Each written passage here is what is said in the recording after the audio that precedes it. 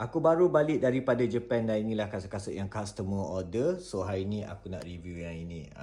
Ini kasut special sikit.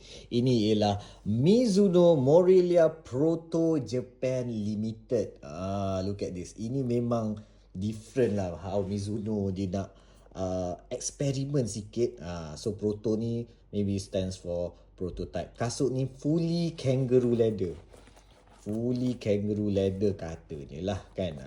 If not dekat bahagian, especially kat bahagian depan ni lah, bukan fully lah, maybe about 80% kangaroo leather. Memang lembut, you know lah Mizuno dengan kangaroo leather dia memang cool gila lah, sedap gila. And then nampak tu dia off-centered punya lacing dah macam T90 kan.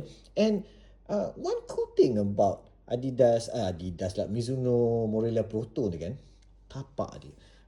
Dia beri tapak AG. Model ni memang tapak AG sahaja. Tapi itulah, aku fikir sekarang ni kita ni banyak, especially kat kawasan yang Klang Valley ke apa kan, banyak pakai rumput tiru adat. So okey je pakai tapak AG ni. Maybe lah bagi orang, alah tak lawa lah tapak AG ni kan, bulat-bulat kecil-kecil ni kan. Tapi kalau korang tak pernah try kan, korang takkan tahu. Aku pernah try. Oh, memang sedap. Pakai kat atas rumput tiruan memang sedap. Memang sesuai gila. Lagi-lagi yang kangaroo leather ni kan, memang cantik lah. And also, tengok ni kotak dia. Kotak dia lawa kot. Sangat different. Mizuno Innovation Pack Rebuild. Kotak Mizuno very simple saja. Dia tak ada apa-apa gimmick pun. Dan juga bag dia. Bag ni nampak ni.